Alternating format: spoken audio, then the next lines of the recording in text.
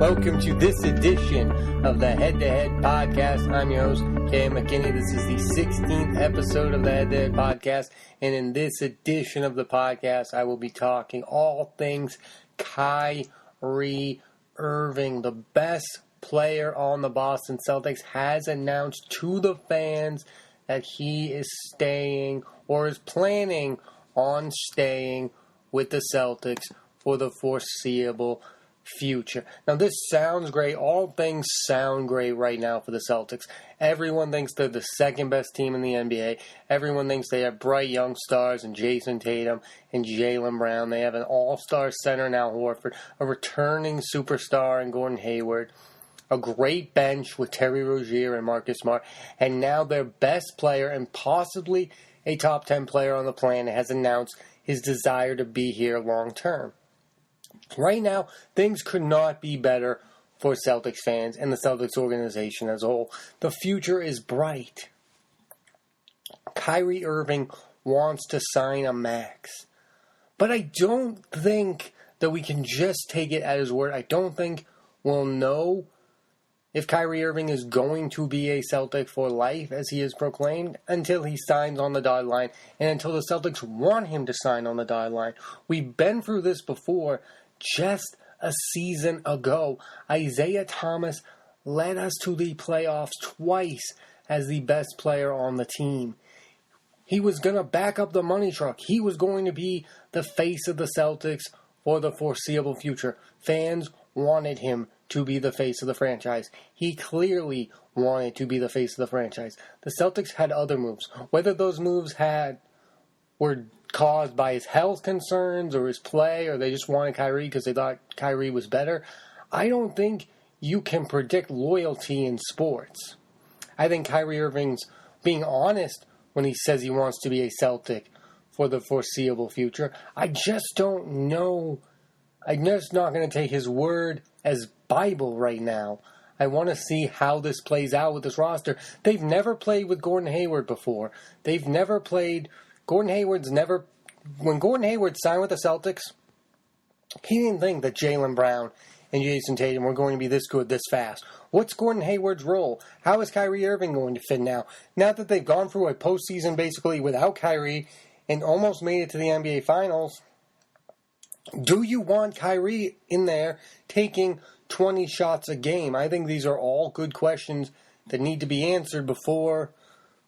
It's a great thing to celebrate that Kyrie Irving wants to be a Boston Celtic. And I think the Celtics clearly want Kyrie Irving, but there's health issues. I don't know what's going on with his knees.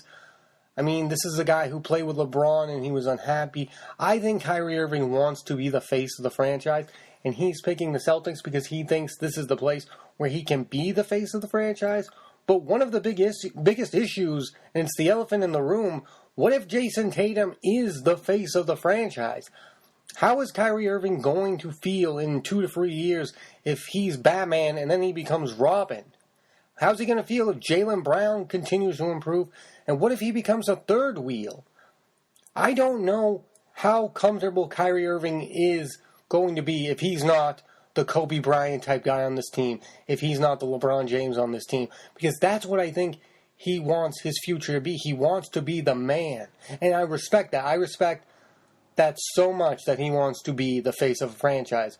But right now it looks great. These kids are young. They need a Kyrie Irving. What if they don't need a Kyrie Irving? What if Jason Tatum becomes the overall best player on the Celtics without a doubt, and Kyrie Irving is still there in the shadows thinking he's the best player? I'm not saying that this is a problem now, but I could see it becoming a problem in the future with Kyrie Irving and his future with his team. I don't know if the problem is going to happen this season. Heck, Kyrie Irving's never even played with Gordon Hayward. What if Gordon Hayward turns out to be a monster on the court and becomes the Celtics' best player? I'm interested to see how Kyrie Irving is going to react if he's not 25 points a night, 16 to 20 shots a night.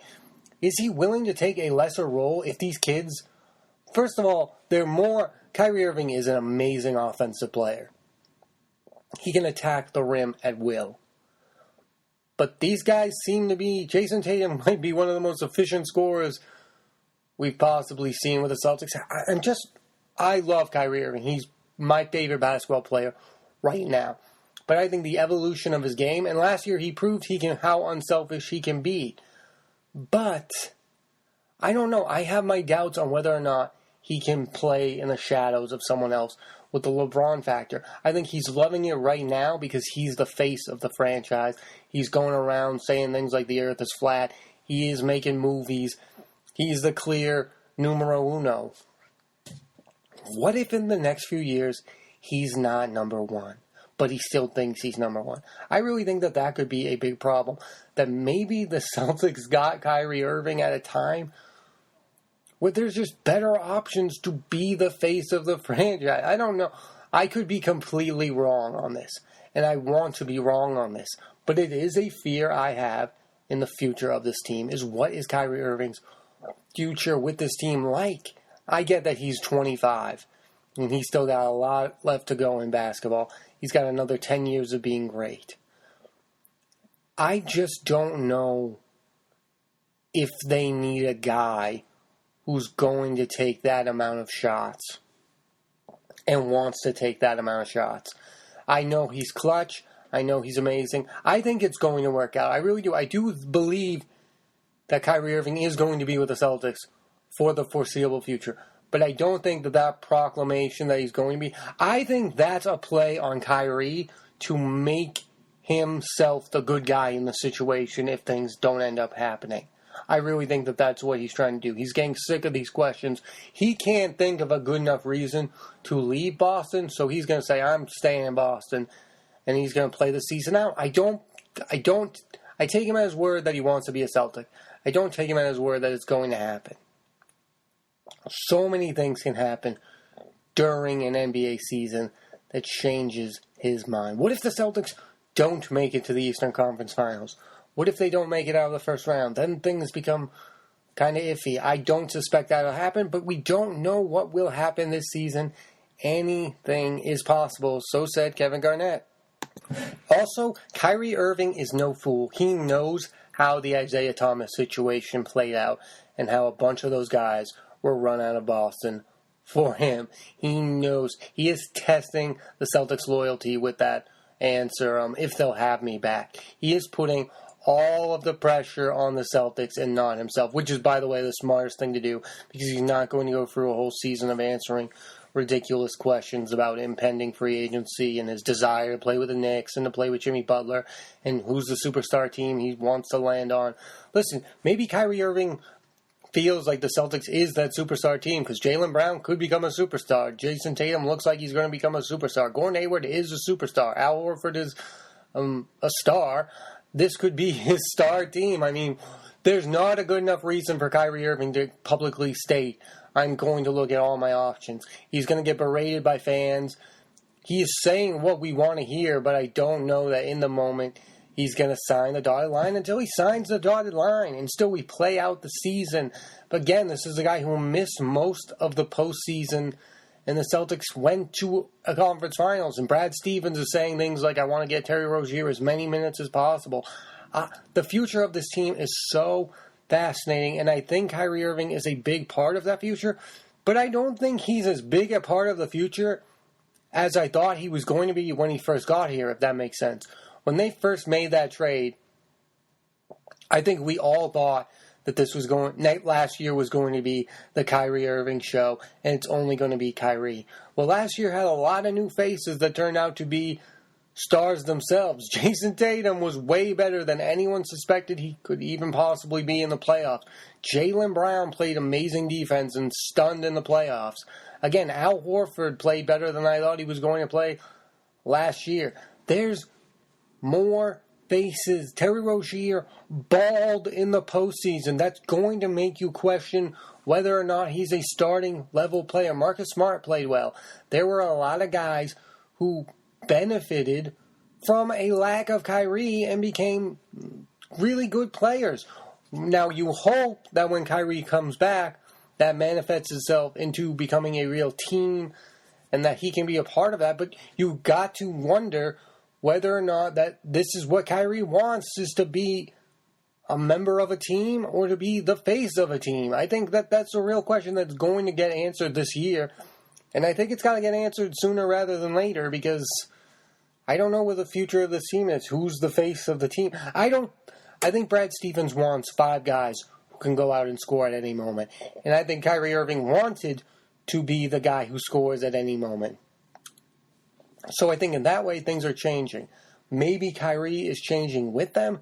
We shall see. But it's going to be a wait and see how Kyrie Irving fits with the Terry Rozier now that he's going to want to score more. With the Marcus Smart coming off the bench now. With the Gordon Hayward playing. It's not... Another thing on this team is how is Gordon Hayward going to fit with these guys? It's a big question with this team that too many people are overlooking. Brad Stevens is a great coach, so I have no doubt that he's going to figure it out, but I have doubt on whether or not these guys are going to be happy sacrificing their stats for the wins. And I know that sounds awful, but we've seen it before. Ray Allen was willing to sacrifice his stats to play with a bunch of stars. Paul Pierce and Kevin Garnett sacrificed to be a part of the Big Three with Ray. Is this group, they're so young, and they still want the stats, and they still want the glory, and they still want to be the guy. I think it's harder to sacrifice. There's so many guys on this team who need shots and need points. There's Morris, there's Horford, there's Smart, there's Jaylen Brown, there's Tatum, there's Kyrie, there's Horford. There's so many guys on this team that their sole thing is to score points. Gordon Hayward is a 22-point a game scorer his last season in Utah. There's not enough shots to go around. It's going to be a bunch of guys scoring 15. There's going to be Kyrie in the 20s, and there's going to be Jason Tatum in the 17 to 20 range. There's going to be Jaylen Brown in the 15 to something range. There's not enough points to go around. Now, last year, this team ranked 9th. Team ranked like 19th in offense. That's going to vastly improve with Gordon Hayward, with Kyrie back, fully healthy, we suspect. But you gotta wonder in the long term whether or not Kyrie Irving is really going to be happy being part of the machine and not being the main cog of the machine, if that makes sense. Is Kyrie Irving going to be happy? He's been a winner before. I'm not sure if winning is the solution or if being the guy is the solution, if that makes sense. He could have stayed with LeBron and won a few more, or tried to win a few more. But instead, he joined the Celtics to be the man. And that's a commendable quest. But it doesn't seem like it's the same quest it was when he was originally traded to the Celtics. Things have vastly changed. Is he going to change with it? Or is he going to want to go to a New York Knicks, team up with a Jimmy Butler, and him be the main guy? I think that's a real question that's going to be answered this season. And that's why this season is a big season for the Celtics. Whether or not they make the NBA Finals, whether or not they win, it's going to be the season that determines the long-term future. If Jaylen Brown continues to improve, Jason Tatum continues to improve, Gordon Hayward fits in nice, Kyrie fits in nice, then the sky's the limit. But if one of those two veterans, to me the key of the season is Kyrie and Hayward. How they fit with the young people is going to be so interesting.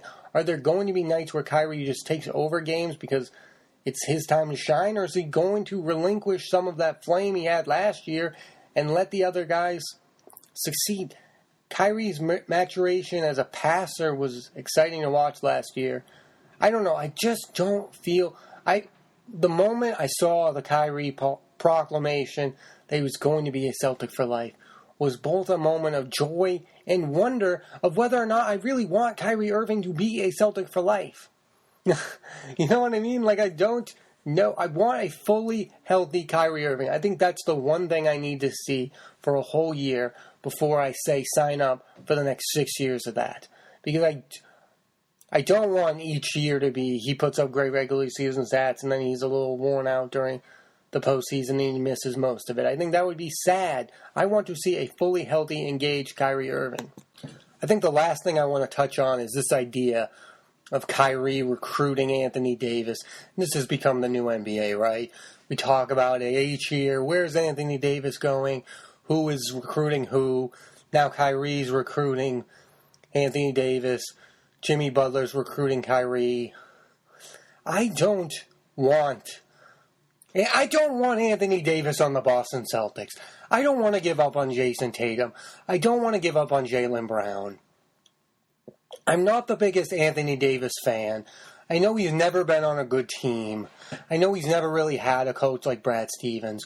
Why would I give up on a 20-year-old Jason Tatum or a 21-year-old Jaylen Brown, who I drafted with a number 3 overall pick? You're just trading away established young players to get a guy because he is a star. That is the Lakers mentality. That is a Laker thing. The Boston Celtics should not do that move. They should not do those type of moves. You're probably saying they did that with Kyrie. He's an established star. That was to get a star. Probably it was. But in the long haul, you don't have to do that move time and time again. You'll say they did that with Garnett. They did that with Ray. That was different. They had an aging team. This is young stars. This isn't Al Jefferson. This is Jason Tatum, who looks like he could be a Hall of Fame level talent. Jaylen Brown, I don't even know what he is, but he's an amazing dunker. He's an amazing defender. Why would I give up on him to get Anthony Davis, who I believe is a bit of a stat stuffer, who's not that good at shooting threes? He's trying to evolve with the NBA. He's in the league that's going towards the perimeter players. The Celtics have bigs.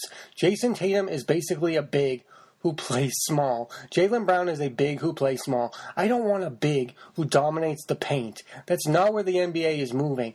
I don't want Anthony Davis on the Boston Celtics.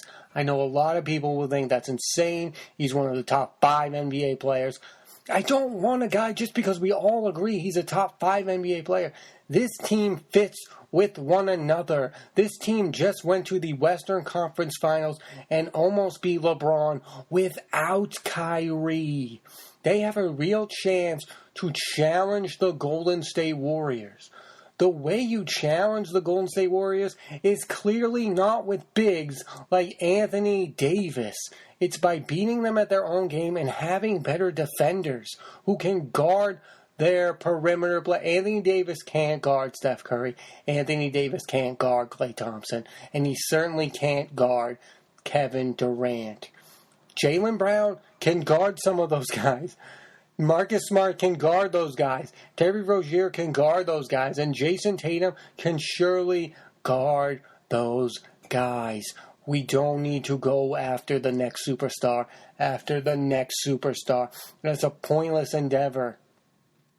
To me, that is the Lakers' way of looking at it. The Lakers are looking, let's get Shaq, let's get Will, let's get that. That's great for them. The Celtics, their history is developing guys like Bird, developing guys like McGale, developing guys like Parrish to become those guys, developing a Paul Pierce. Jason Tatum is the next Paul Pierce. He's the face of the franchise, not Anthony Davis. Would I give up Jaylen Brown for Anthony Davis? I'd consider it, but I'm not. I don't feel comfortable doing that move, basically. I don't feel good about that. I don't feel good about always wanting the next star when you have a great team that's assembled. That makes me very uncomfortable about where the NBA is headed. I'm not big into, oh my God, the blah blah blahs, Anthony Davis and the Kevin Durant's and the... Listen, I really wanted the Celtics to get Kevin Durant that one time. He almost came here, I guess. But I don't want that now. They have a great team. This is moving forward the next 5 years, for the majority, maybe some bench players here and there, this is the Boston Celtics I want to watch grow. I want to see more of Tatum. I want to see more of Brown. I want to see more of Rozier. I want to see more of Kyrie, obviously. I don't need Anthony Davis. I want to see more Al Horford. I don't need Anthony. Al Horford fits this team way better than Anthony Davis ever would. That's my opinion. I don't want the Celtics to go after Anthony Davis. And in closing, I think Kyrie Irving is going to be a Celtic forever, but I still think the question's out there of whether or not he wants to be the man and whether or not this is the best spot for him to be that. Thanks for listening to the Head to Head Podcast. I'm Cam McKinney. Check out the podcast weekly on the iTunes podcast app. Thanks for listening.